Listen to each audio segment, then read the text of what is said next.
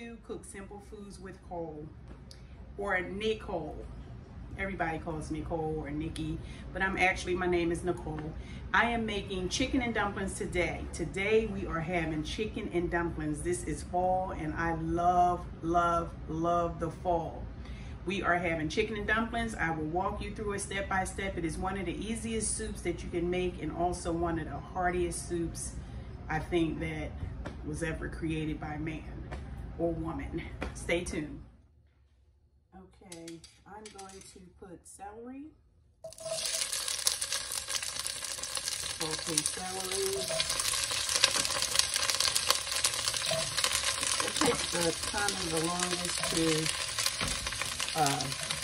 soften up, break down. I'm gonna put the celery in the pot first to break down. Then I'm gonna put carrots, and this is all for the chicken and dumpling that I'm gonna make today. Chicken and dumpling with carrot, with baby carrot, celery, onion, pepper. The pepper is totally optional. I just happen to have it in the house. I want to get rid of it. These are my last two bell peppers, so I'm going to put it in my chicken and dumpling. I don't typically see it. Some people, it depends on who you are, I guess, and what area that you're from. You could be from Louisiana, and I know they use a lot of celery, green, and they use a lot of celery, onion, and bell pepper. So, and I'm sure other states may use a lot of bell pepper. I'm in New Jersey, and typically I know chicken and dumplings to have onion and celery and carrot, even peas and carrots, which I'm going to add too. I'm going to add a bag of frozen peas. I'm going to add some carrot, green pepper, onion, celery. I'm just going to do the whole works. I'm going to make it a real yummy chicken and dumpling. And I'm going to, since I had these in the refrigerator, instead of making biscuits or, you know, my own biscuits, I'm going to go ahead and use these. This is the first time I'm ever going to do this, but I had bought them for a dessert, which I decided I'm not going to make the dessert. So I'm just going to go ahead and cut these up and use them for the biscuits. Instead of making the biscuits, instead of having to run to the store and get my buttermilk and make them from scratch. I just added to this baby pool peas, frozen peas. I added bell pepper, red and green, totally optional. And I added onion. Okay, so next I wanted to boil a whole chicken, but I didn't feel like going out because I have a lot of stuff I have to do. I didn't feel like going out, so I am totally using everything that I could gather up around my house in my refrigerator while cleaning it out at the same time. So I don't have to make the homemade biscuits, so I don't need the buttermilk. So I'm going to use biscuits. First time ever doing this, but I'm going to use biscuits. So I don't need that other stuff. So right now I'm about to chop up the chicken. Again, I didn't boil a whole chicken because I didn't run to the store. But had I run to the store, my intention was to get a whole chicken and boil it and, you know, take it apart and use that as well as make my homemade biscuits had I gone to the store. But I'm going to use the chicken that's in the house. Guys, I am adding the chicken to the pan. Had I boiled the chicken, I wouldn't be doing it in this step, but the chicken that I had in the freezer, which is the chicken that I am using, I seasoned this already. I put some smoked paprika, no specific measurements, just seasoned to taste. If all you want to use is salt and pepper's fine. But what I used was skinless, boneless, like chicken thighs. Already, well, I sliced it up myself. Skinless, boneless chicken thighs. And I put smoked paprika. I put a little adobo. I put black pepper, seasoned salt. You can put garlic powder, which I'm going to do, or fresh garlic, up to you. I'm going to put a little turmeric because, like I said, fresh and dry herbs To me, the more the better. And this is medicine to my soul as far as I'm concerned. So this is turmeric. I'm going to put a little spice in it. I put basil in it. You can put fresh thyme, oregano, basil, whatever you choose. I did put basil in it, and that's oregano, like I said, black pepper, seasoned salt. You can even put a dash of curry. Like I said, salt and pepper. If that's good enough for you, then hey, that's good. Once this is brown, I'm going to add it to the veggies back here. But in the meantime, these veggies are done. I'm going to turn it off until the chicken's browned. And then I'm going to add water. This is going to make its own juice. I put oil in the pan, and I'm going to add water and take it from there. Okay, guys. It is time to marry the chicken with the vegetables for the chicken and dumplings. I'm going to pour the red pot up to the front of the building.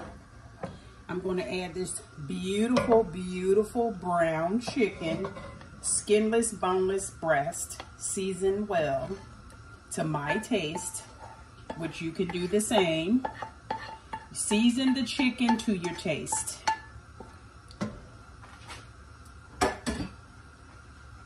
Okay. You're going to add it to the vegetables.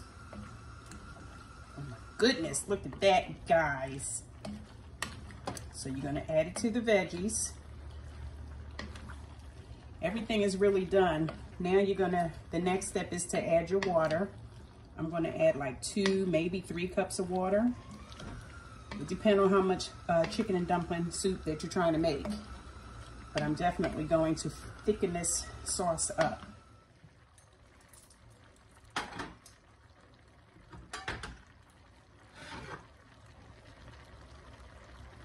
One tablespoon, 2 tablespoons, 3 tablespoons, 4 tablespoons, 5 tablespoons of flour. I'm going to add to this soup. I took my large 3-cup measuring cup, and I'm going to fill it with 3 cups of water, fresh water, spring water, but 3 cups of water to 5 tablespoons of flour, which is going to make a roux. But that's because I plan on making a large quantity. I stopped somewhere around 2 cups of water to just mix the flour and water, which you might hear referred to as a roux, when we in our households know it simply as just flour and water. You can also use milk and water, but I'm going to use flour and water just to make basically what I'm making is a gravy. This is an easy way to make a gravy as well, guys. This is how I taught my daughter how to make a gravy. Add some flour to water. Unless you want to do it the old-fashioned way, there's the old-fashioned way to do it. You put the butter in a pan with that little residue that's left over from whether you're frying liver or whatever it is, whatever your meat of choice is or choice of meat is. Use what's left over in the bottom of the pan and sprinkle some flour on it. You know how to do it for people that know how to make gravy. But what I'm doing is making a thickener for this for these chicken and dumplings. So I stopped at my halfway point and I mixed this up so it would be easier for me to get everything. I'm going to go ahead and fill it to the 3rd cup point, and I'm going to put it into the soup. Guys, when they say reading is fundamental, whoever said that or came up with that never lied. Reading is fundamental. I just learned, and I had this cup, measuring cup, I don't know how many years, or maybe a couple years. I just saw that this is a 4-cup measuring cup, okay? 1, 1.5, 2, 2.5, 3, 3.5, 4. So I'm just gonna go ahead and make it even and use 4 cups of water. But like you saw, I stopped, you know, kind of halfway just to mix up my flour and water mixture. And this is just to make a nice thick sauce for the chicken and dumplings. You don't always have to go in the pot and use the butter and the milk and make it a pasty kind of, you know, thing before. I mean, you know, it already has its own juices in it, but I just pour it right in.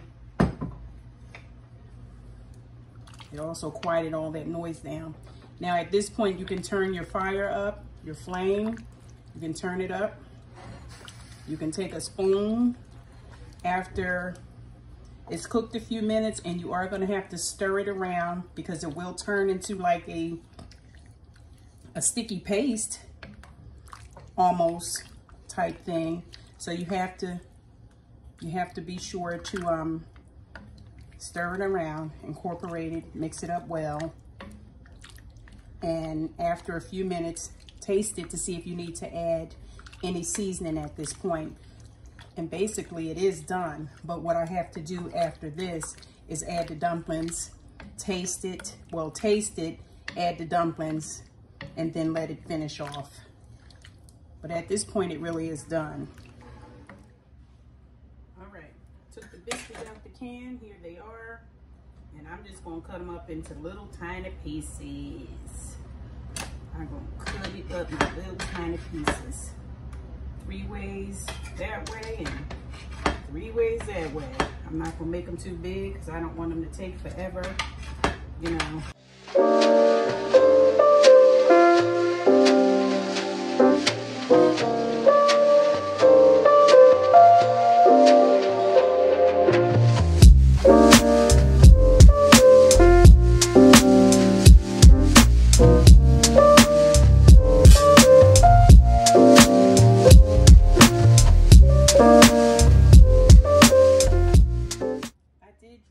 Biscuits in, but at this point I'm going to stop because I did, like I said, taste before you add your biscuits because you may need to add a little more flavor, and I felt as though it needed a little more seasoning, so that's what I'm doing now. Okay guys, and here you have it, some deliciousness right here in this good old cast iron. Is this a cast iron? Your chicken and dumplings. This is good. This is some good stuff. Oh my goodness. Nothing but goodness in the pot. So I went on and covered the, once I put the dumplings in, I went on and covered it for about 30 minutes, only because I'm not in a rush to eat.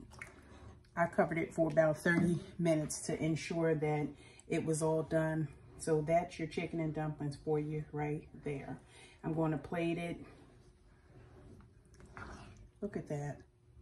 Hearty richness. Oh boy. You need absolutely nothing else. You have everything in this pot that you need. You have veggies. It's not keto friendly, but I am. You have your veggies, your peas, your carrots, your celery, your onions, your garlic, your turmeric. Just nothing but love. Nothing but love in this pot right here.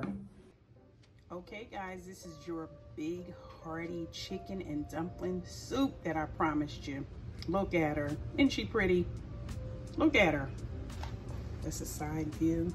I just took a little bowl. I just want a little taste. But if you like this video, guys, don't forget to like and subscribe, share, give me a big thumbs up so that you can be alerted with each video to come on how to make simple foods. It is the time of season for soups. This is a great way to start off the season. This is a homemade, easy recipe. You use what you have in your cupboard, as they used to say. I didn't have to leave the house for one ingredient. I used any and everything I had in my cupboard.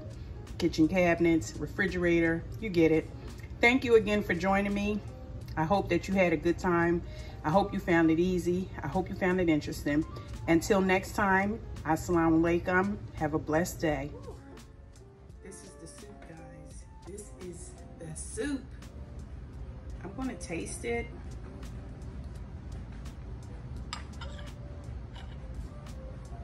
Bismillah, please. Lord, we're gonna shout it out to you.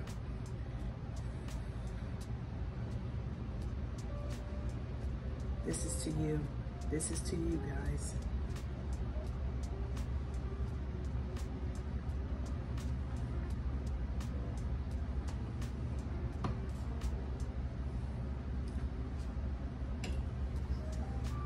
Okay, the reason I tasted it while you guys were all looking is because I wanted to see how the biscuits tasted from the can versus the homemade biscuits.